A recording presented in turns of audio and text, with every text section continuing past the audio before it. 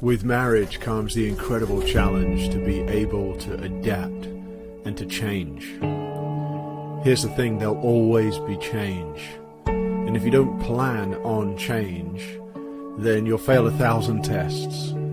Because we learn so much more when things are shifting, when failure happens. We learn so much more than we do from our successes. And in marriage, you're stepping into the great challenge of leading yourself into change. That's the great challenge of personal leadership. And so here your range of emotional intelligence is so important for you to develop.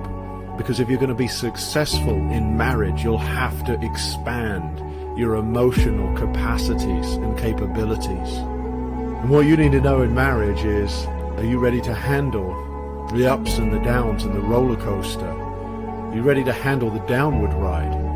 So do you have the emotional capacity to handle the highs and the lows, what it takes to be successful in family life? Because you'll learn on those lows what it takes to remain cool in a crisis. And by learning through difficult seasons, you'll be furnished with a greater emotional capacity for the upward rides.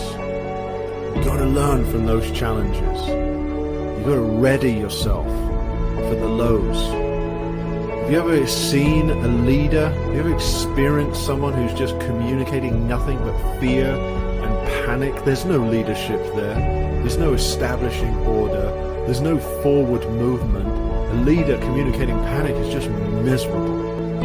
So now is the time to be a doer of the things of mature marriage. You've been taught long enough about marriage, and you understand the information and the academic knowledge from the conferences you've been to and the things you've heard and the books you've read. But now is the time not just to know about marriage, but it's time to go and expand your emotional capacity. The question is, how are you going to handle setbacks? How are you going to face the day of calamity? How are you going to face changes? How are you going to approach the different seasons that come in married life, the different seasons in your child's life? The complexities, the layers are so numerous and they're compounded. So you've got to have an adaptability plan for yourself and your own heart. You need to lean in and make a commitment to stability in the midst of the fluctuations of life. And the only thing really that's going to be stable in your ride to a successful marriage is actually you and your commitment. So do you have stability in the midst of fluctuation? What are you going to do when things are difficult, when there's bad news? You're going to lead with flexibility.